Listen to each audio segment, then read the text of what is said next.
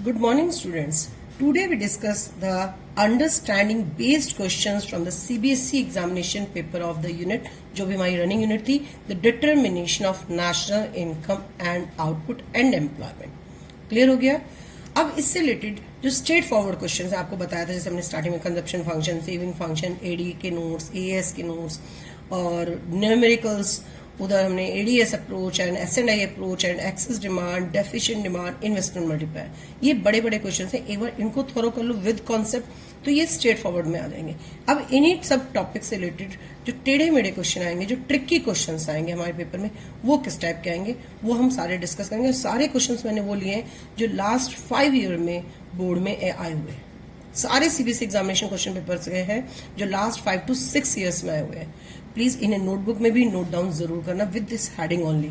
इसी हेडिंग के साथ मेंशन करना understanding based question from the CBSE examination papers. Done. Now first question है difference between the ex ante variables and the ex post variables and what is the significance of this distinction. अब यहां तक का तो आपको already आता है, ये कॉपी में भी लिखा हुआ है. अब ये कहेंगे कि मैम हम इस आंसर को दोबारा रिपीट लिखेंगे, नहीं. आप जब अपनी नोटबुक में नोट डाउन करेंगे तो बस यहाँ पे मेंशन जरूर करना मीनिंग, ताकि जब आप एग्जाम के लिए लर्न करो तो आपको याद रहे कि हाँ मैम ने मीनिंग भी लिखने को कहा था इन द पेपर, कि कॉपी में ऑलरेडी एक बार लिख चुकी हो आप, इसलिए कॉपी में इस वर्ड मीनिंग को दोबारा रिपीट नहीं करना. लेकिन जब नोट्स बनाओगे तो ये हेडिंग जरूर डाल के मीनिंग डाल के छोड़ देना यहाँ पे, ठीक है, क्योंकि हमारे पास कॉपी में बैक साइड में है, वहां से जाएगा. क्वेश्चन है इसका जो मेन डिफरेंस है, जो अभी 3 मार्क्स का क्वेश्चन था पेपर में, the difference between x ante variables and the ex post variables and what is the significance of this difference, कि आखिर हम एक्स एंटी और एक्स पोस्ट वेरिएबल को सेपरेटली क्यों पढ़ रहे हैं. ठीक है, तो सिंपल सा 1 मार्क्स का मीनिंग एक्स एंटी वेरिएबल्स था, 1 मार्क्स का एक्स पोस्ट वेरिएबल्स था. द सिग्निफिकेंस 1 मार्क्स की थी. The theory of income determination is based only the ex ante variables. बस इतना हमने पढ़ा है, बस ये सिग्निफिकेंस है. The significance of this the theory of the income determination is the significance of the difference is based on the theory of the income determination is based on the x anti variables. जब हम determination की theory लेंगे तो we take only the x anti variables, we never take the x post variables. बस this is the difference. इतना लिखने पे आपको पूरे 3 मार्क्स मिलेंगे. My next question is planners and policy makers are all busy in the exploring the sources of the funds to needed for the investment.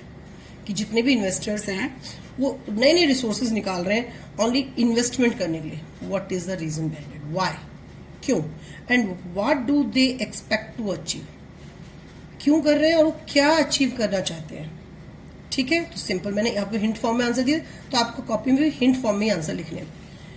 First, to achieve the increase in the national income. सीधी सी बात है, वो अपनी country की national income बढ़ाना चाहते हैं, अपनी कंट्री की ग्रोथ को इंक्रीज करना चाहते हैं. That is growth.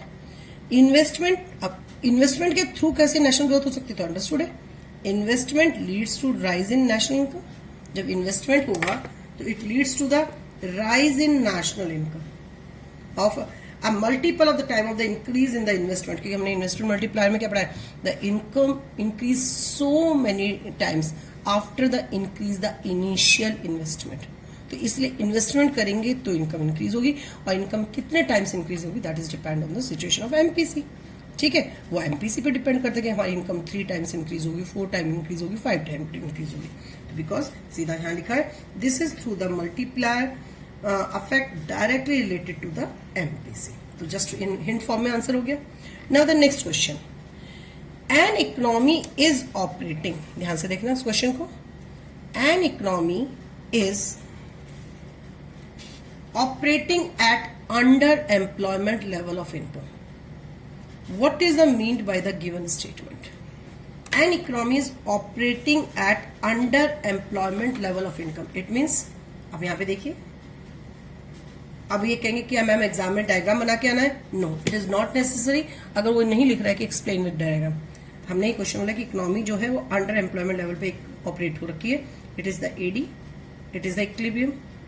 तो जब अंडर एम्प्लॉयमेंट है तो पहले हमें क्लियर करना पड़ेगा it is a full employment equilibrium, full employment level of income. Clear है, ये full employment level of income है. This is income and employment. This is the aggregate demand. ये हो गया. अब अकॉर्डिंग टू क्वेश्चन चलते हैं। क्वेश्चन ने बोला कि an economy is operating an under employment level of income. तो ये तो full employment level of income है, तो अंडर एम्प्लॉयमेंट लेफ्ट साइड आएगा। It means this is the equilibrium, corresponding to this equilibrium this is the, ये हमारा under employment level of income है, under employment level of income. तो an economy is operating at the underemployment level of income. This is the underemployment level of income. अब इस पे question आता है हमारा, what is the mean by given statement? इस statement का मतलब क्या है? It means जो इकोनॉमी में कौन सी है, this situation shows the deficient demand in the economy. तो आप आंसर स्टार्ट कैसे लिखेंगे कि this situation, ठीक है, this situation shows the deficient demand in the economy and explain it. अब इसका नेक्स्ट पार्ट क्वेश्चन था, कॉन्टिन्यूशन में क्वेश्चन है, discuss one fiscal measure and one monetary measures. तो आपको क्लियर हो चुका है, फिस्कल मेजर तो हमारे टैक्स और गवर्नमेंट स्पेंडिंग में से हम उठाएंगे। तो टैक्स जब डेफिशिएंट डिमांड है तो टैक्स को रिड्यूस करेंगे और गवर्नमेंट स्पेंडिंग को इंक्रीज करेंगे। तो ये explain any one out of them. Monetary measures, there are so many monetary measure, bank rate, open market operation, cash reserve ratio, SLR, CRR।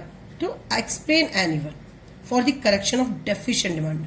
तो आपको सिंपल नहीं दिया एक्सप्लेन द डेफिशिएंट डिमांड, उन्होंने एक स्टेटमेंट दी, आपने आइडेंटिफाई किया कि कौन सी सिचुएशन क्रिएट होगी। तो हमने देखा इकोनॉमी में डेफिशिएंट डिमांड सिचुएशन क्रिएट हुई। तो ऐसे हम रफ में डायग्राम ड्रॉ करके देख सकते हैं। Now the next question is equilibrium level of income output, is equilibrium level of income output always associated with the full employment? कि जो इक्विलिब्रियम होगा वो हमेशा फुल एम्प्लॉयमेंट पे होगा? नहीं। देखो अब इसमें दोनों चीजें हमारी, see here is also the equilibrium, तो स्टेटमेंट फॉल्स होगी, it is also equilibrium, it is also equilibrium, it is the full employment equilibrium, it is the full employment equilibrium, see है, and it is the under employment equilibrium. Done. अब question जो मेरा next question है, मेरा question ये कहता है कि इज इक्विलिब्रियम, मेरा क्वेश्चन कह रहा है is equilibrium level of income and output always associated with the full employment? कि जो इक्विलिब्रियम लेवल ऑफ इनकम है, it is also the equilibrium level of income, it is also the equilibrium level of income, but it is only the full employment. The answer is false. The economy will be in full employment equilibrium only if AD is equal to AS at the full employment. ठीक है, full employment equilibrium वहीं पे होगा जब full employment level पे AD is equal to AS equal होंगे। However, the equilibrium level of income is not always associated with the full employment. सीधी सी बात है, if AD is greater than less than AS at the full employment, so it creates the situation of the deflationary gap. If AD is greater than the AS at the full employment output level, so it creates the situation of the excess demand. It leads to the inflationary gap. Clear हो गया? Now, the next question again. An excess of AD, बहुत interesting question है ये। An excess of AD over AS always implies the situation of inflation. क्या AD का AS से ज्यादा होना हमेशा इन्फ्लेशन को शो करेगा? थिंक अबाउट इट, सोचो। नो। सी है, सी है। आई रिफ्यूट दिस स्टेटमेंट, मैंने पहले ही क्लियर लिखा हुआ है, I refute, but explain with the help of the diagram. See है, एग्रीगेट डिमांड, क्लियर हो गया, income, employment, 45 degree line, income line हो गया, aggregate demand, it is the equilibrium. Suppose this equilibrium shows the full employment level. Clear हो गया? Due to any circumstances, aggregate demand rises. Due to any circumstances, aggregate demand rises. Now at this full employment AD excess over AS, ये जो gap है, this gap shows AD is greater than AS at full employment. See here, this gap shows AD is greater than AS at full employment, and before this equilibrium, AD is also greater than AS.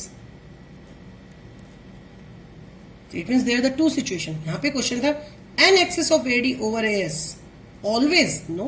अगर if AD is greater than AS before the equilibrium है, that is not the inflation situation. If AD is greater than AS only at the full employment level, it creates the situation of inflation. तो आपको ये दोनों aspect समझाने हैं.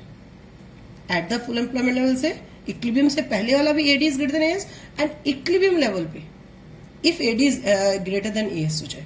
तो ये दोनों सिचुएशंस को हम एक्सप्लेन करना है इस क्वेश्चन के अंदर. Next,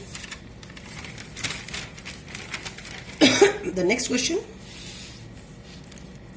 N economy facing unintended accumulation of inventories would try to reduce. Economy में अनप्लान्ड इन्वेंट्रीज का स्टॉक बढ़ चुका है, तो क्या इकोनॉमी क्या ट्राई करेगी? It reduce the aggregate demand. Do you agree with the given statement? अब ये जितने भी मैं क्वेश्चन डिस्कस कर रही हूँ सब 2019 और 20 के डिस्कशन कर रही हूँ. वो पहले थे हमारे 2017, 18, 16 के क्वेश्चन थे. अब जो क्वेश्चन है 2019 एंड 2020 के क्वेश्चन है. तो क्या इकोनॉमी एग्रीगेट डिमांड लेवल को रिड्यूस करेगी? नो. सीधी सी बात है, the situation is not correct. The situation arise when ex ante AD is less than ex ante S. Unplanned stock या इन्वेंट्रीज कब इंक्रीज होती हैं? कब हमारे पास inventories come about the desire level होता है? When AD is less than AS होता है. मैं planned AD is less than the planned as. This would rise up to the stock with the producers. Now इस problem को tackle करने के लिए इकोनॉमी एग्रीगेट डिमांड को राइज करेगी. तो answer is the economy must increase the aggregate demand. Clear? Now यहां पे अब सब मेरे पास कुछ ट्रू फॉल्स हैं बीच में. जो सारे ट्रू फॉल्स वो हैं जो लास्ट ईयर 2019 में रहे. Start. According to the Keynesian theory of employment, the state of full employment, ध्यान से देखना क्वेश्चन को. According to the Keynesian theory of employment, the state of full employment is obtained when the economy is in equilibrium. No, क्योंकि equilibrium may be on the full employment, may be less on the full employment. ये बोलता है full employment जब ही होगा जब economy equilibrium में, कि only based when the economy is in equilibrium. But equilibrium तो हमारा possible less full employment level से भी पहले है. तो it means the economy can be in equilibrium at less than or more than full employment level also. ठीक है? See here.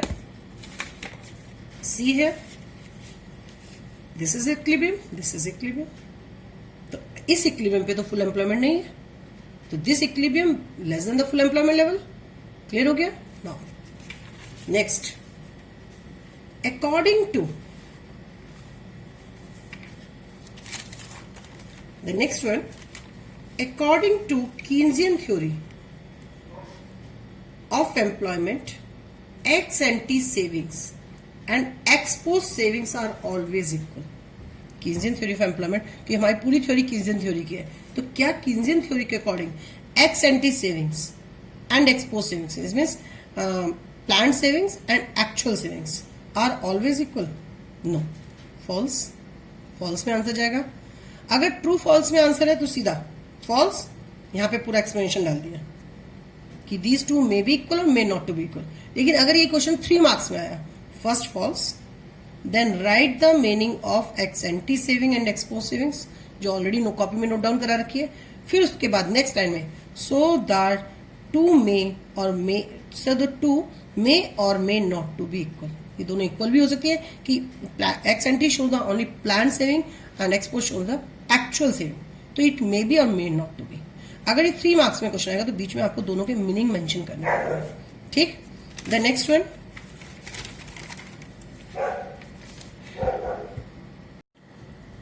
the next one, according to the Keynesian theory of employment, a state of underemployment can never exist in an economy. Clear देखते हुए चला है. ये बोल रहा है कि जो कीन्सियन थ्योरी हो कहती है इकोनॉमी में कभी अंडर एम्प्लॉयमेंट पॉसिबल नहीं है. अरे सीधी सी बात है, if AD is falls less than the AS at the full employment, तो ऑब्वियसली इकोनॉमी में क्या थी, अनएम्प्लॉयमेंट थी. तो false this may occur at the level of income when equilibrium between AD and AS happens at less than full employment. Just एक mention है, इस explanation में हिंट दे रखी है. अगर आपको इसके बेटर तरीका लगता है कोई भी एक्सप्लेनेशन का, तो आप अपना वो भी एक्सप्लेनेशन दे सकते हैं. क्लियर है. उसने बोला कि जो कीन्जियन थ्योरी ऑफ एम्प्लॉयमेंट है उसमें under employment can never exist. कैसे नहीं, अभी तो हमने दिखाया under employment can be exist here. इतने लोग अनएम्प्लॉयड हो गए, जो हमने ऑलरेडी डिस्कस किया है कि ये इनवॉलंटरी अनएम्प्लॉयमेंट थी. क्लियर हो गया. तो ये कीन्जियन थ्योरी तो है हमारी, तो कीन्जियन थ्योरी में under employment is also there. Clear हो गया. तो it is a false statement, क्योंकि यहाँ पे फिर हमने एक्सप्लेनेशन में लिख दिया कि this may occur at that level of income where equilibrium. अब यहाँ देखें, हम इसी की हेल्प से एक्सप्लेनेशन लेते हैं. दिस में आकर, दिस यहाँ पे है, this may occur at that level of income where equilibrium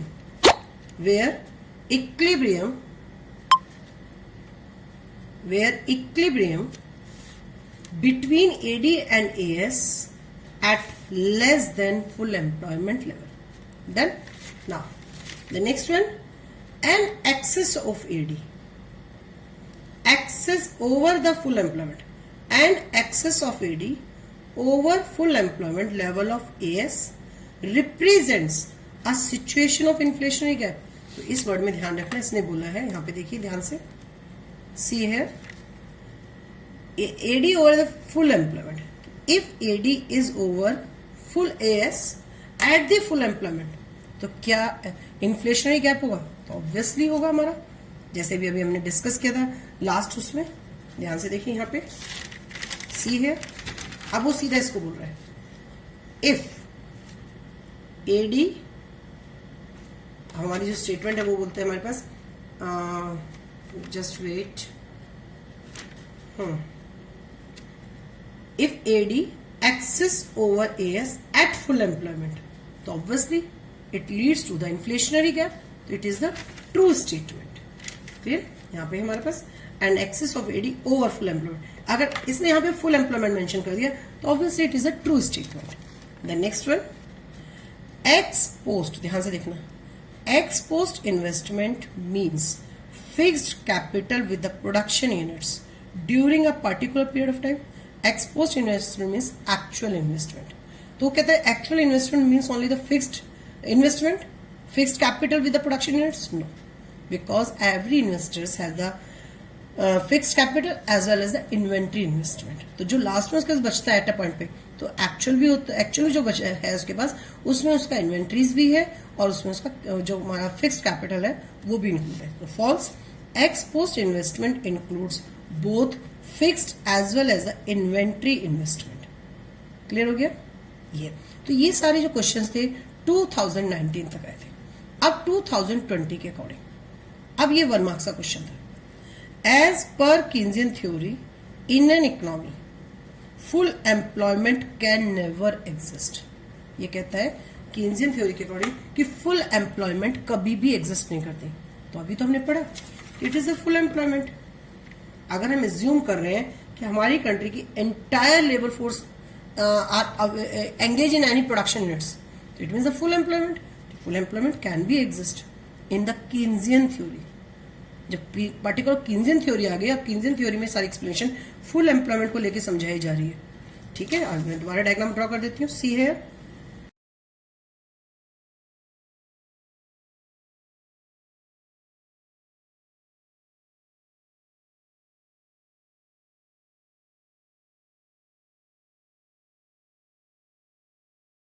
same ex ante savings and ex ante investment are only equals to each other only when the economy is in equilibrium. Clear हो गया. Same at the underemployment level. तो या बात करें या इसमें भी 2 aspect है, either invest saving is greater than investment और saving is less than investment. तो कोई सा भी एक एस्पेक्ट आप एक्सप्लेन कर सकते हो. सपोज मैंने यहाँ पे ले लिया, if the planned investment is less than the planned investment savings, it will lead to the accumulation of the unplanned inventories. सीधे सी above the desired level आ जाएगा, स्टॉक जाएगा. Hence the producer will reduce the employment, leading to the reduction in the output income until the two forces become equals to each other. तो दोनों aspect में से आप कोई सा भी एक एस्पेक्ट एक्सप्लेन कर सकते हो. इट इज नॉट नेसेसरी कि जो मार्किंग स्कीम ने एक्सप्लेन किया तो वही करा है. क्लियर हो गया? क्योंकि जब उसने बोला are not equals to each other तो हमें उसका एक नो इट मे यहाँ पे है और both are equal only each other only at the point equilibrium. तो आप इक्विलिब्रियम के लेफ्ट या इक्विलिब्रियम के राइट में कोई सा भी सिचुएशन एक्सप्लेन कर सकते हो. Now the next question, in the situation of inflation, अगर इकोनॉमी में इन्फ्लेशन है और उसमें और क्रेडिट क्रिएशन कर दिया जाए, in the situation of inflation the more credit creation by commercial banks has a negative impact. Yes, एक तो पहले से इन्फ्लेशन है, मार्केट में डिमांड का लेवल है, प्रोडक्शन इंक्रीज नहीं हो रहा है, ऊपर से और क्रेडिट क्रिएशन प्रोसेस हो जाए तो it gives a negative impact. Yes, कैसे? How? The credit creation by commercial banks in the inflationary situation the economy increase the money supply. जब मनी सप्लाई इंक्रीज होगी तो ऑब्वियसली एग्रीगेट डिमांड और rise हो जाएगी और एग्रीगेट डिमांड राइज होगी तो it create the situation of the excess demand in the economy. Now the next question, ये भी 2019 का क्वेश्चन था, ये दिल्ली के बोर्ड का पेपर का क्वेश्चन था. ये भी हमारा सीबीएसई 2019 का क्वेश्चन है. उनमें एक डायग्राम गिवन था, ध्यान से देखना, डायग्राम गिवन है और on the behalf of diagram the question is in the given figure what does the gap KT, diagram में गैप है KT रिप्रेजेंट्स. ये गैप क्या रिप्रेजेंट कर रहा है? State any two fiscal measures. साथ में आगे 4 मार्क्स का क्वेश्चन था, आई थिंक 3 मार्क्स का क्वेश्चन था, लास्ट ईयर का क्वेश्चन है दिल्ली बोर्ड पेपर का. And explain the 2 fiscal measures. तो first you find this gap. This is the excess demand gap और the deficient demand gap, inflation gap और deflationary gap. अब यहाँ पे आपको कंफ्यूजन हो जाएगा क्योंकि आपने अब तक जितने भी डायग्राम्स देखे हैं कि जो मेरा लेटर ऑन डायग्राम है वो डॉटेड वाला है, पर मैंने पहले मेंशन किया है ये कहीं भी क्लियर नहीं कि डॉटेड वाला डायग्राम बाद वाला डायग्राम होता है, डार्क लाइन वाला डायग्राम पहला डायग्राम होता है. मैंने ऐसा कहीं मेंशन नहीं किया. ये तो 2 लाइंस में मैं डिफरेंस करने के लिए शो करती हूँ. तो क्लियर है? यहाँ पे ध्यान से देखिए कि यहाँ पे सपोज ध्यान से देखो कि अगर यहाँ पे वर्ड पहले दे दिया फुल एम्प्लॉयमेंट तो इट मीन्स ये जो मेरा लेवल आया है this is the full employment level of income आया है. क्लियर हो गया? और फुल एम्प्लॉयमेंट तो तभी डिटरमाइन होगा जब इकोनॉमी कहीं ना कहीं इक्विलिब्रियम में होगी. तो अगर हम इस वाई से जाते हैं तो this is the equilibrium, this is the equilibrium. Clear हो गया? तो it means at this level of employment जो कि ऑलरेडी मैंने फुल एम्प्लॉयमेंट मेंशन किया है तो it is the equilibrium. It means here AD is equal to S. तो it means this is the initial aggregate demand, ये बाद की एग्रीगेट डिमांड है. So due to any circumstances at this full employment, this is the now actual AD and this is the required AD. तो अब हमने देखा actual AD is less than required AD. Actual AD is less than required AD. तो it shows the deflationary gap. तो यहाँ पे KT क्या gap represent कर रहा है? जो KT gap represents the KT gap represents deflationary gap. ठीक है? और आगे की एक्सप्लेनेशन आप फिर आप अपने यहाँ पे लिख ही लेंगे. एनीवन फिस्कल मेजर, आप कोई सभी आगे फिस्कल मेजर जो इसका नेक्स्ट पार्ट है आप उसको एक्सप्लेन कर लेंगे. The next question, how does government expenditure affect the level of AD. अब जो गवर्नमेंट एक्सपेंडिचर है वो एडी को कैसे अफेक्ट करेंगे? तो सीधी सी बात है, अगर गवर्नमेंट एक्सपेंडिचर इंक्रीज होंगे, चाहे वो कंजप्शन पे गुड्स पे एक्सपेंडिचर हो, चाहे उनका कैप इन्वेस्टमेंट एक्सपेंडिचर हो, ऑब्वियसली उससे मार्केट में इकोनॉमी डिमांड क्या हो जाएगी? इंक्रीज हो जाएगी. ठीक है? नाउ नेक्स्ट है, can there be unemployment at full employment equilibrium level. Can there be unemployment at full employment level. क्या इकोनॉमी में अनएम्प्लॉयमेंट हो सकती है फुल एम्प्लॉयमेंट लेवल होते हुए? यस. कौन सी? फ्रिक्शनल अनएम्प्लॉयमेंट हो सकती है, स्ट्रक्चरल अनएम्प्लॉयमेंट हो सकती है, वॉलंटरी अनएम्प्लॉयमेंट. इसने सीधा सा सिंपल क्वेश्चन बोला है कि क्या इकोनॉमी में फुल एम्प्लॉयमेंट लेवल पे अनएम्प्लॉयमेंट पॉसिबल है? हाँ है. ठीक है पॉसिबल. अब फ्रिक्शनल अनएम्प्लॉयमेंट कौन सी होती है? जैसे अगर एक पर्सन एक जॉब को छोड़ के दूसरी जॉब को ढूंढने जा रहा है तो जो बीच का टाइम गैप है उसको हम फ्रिक्शनल अनएम्प्लॉयमेंट बोलेंगे. इंडस्ट्री में टेक्नोलॉजिकल चेंज के कारण या डिमांड, लेबर की डिमांड या लेबर की सप्लाई के कारण कभी भी सर्कमस्टेंसेज होते हैं कि बीच में थोड़ा सा टाइम पीरियड होता है अनएम्प्लॉयड का पर्सन का, तो वो अनएम्प्लॉयमेंट भी पॉसिबल है। तो इकोनॉमी में फुल एम्प्लॉयमेंट है तो उस समय इकोनॉमी में अनएम्प्लॉयमेंट भी पॉसिबल है। अब इसी से रिलेटेड दूसरी स्टेटमेंट आएगी, ध्यान से देखना थोड़ी देर बाद। Can there be unemployment at the full employment? Yes. Which type of the unemployment? मैंने बोल दिया which type of frictional unemployment, चलो मैं बाद में मेंशन कर दूंगी। फ्रिक्शनल अनएम्प्लॉयमेंट है, स्ट्रक्चरल अनएम्प्लॉयमेंट है, नेक्स्ट वाइज। क्लियर हो गया? Voluntary unemployment is there when there is a full employment in the economy. Now the next one,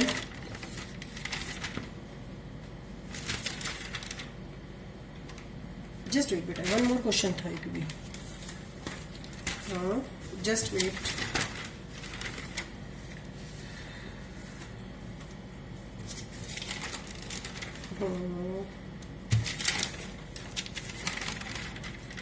The next question, full employment, first the next question is full employment means absence of involuntary unemployment? Yes.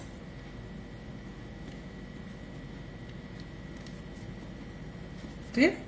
So full employment means absence of involuntary unemployment? Yes.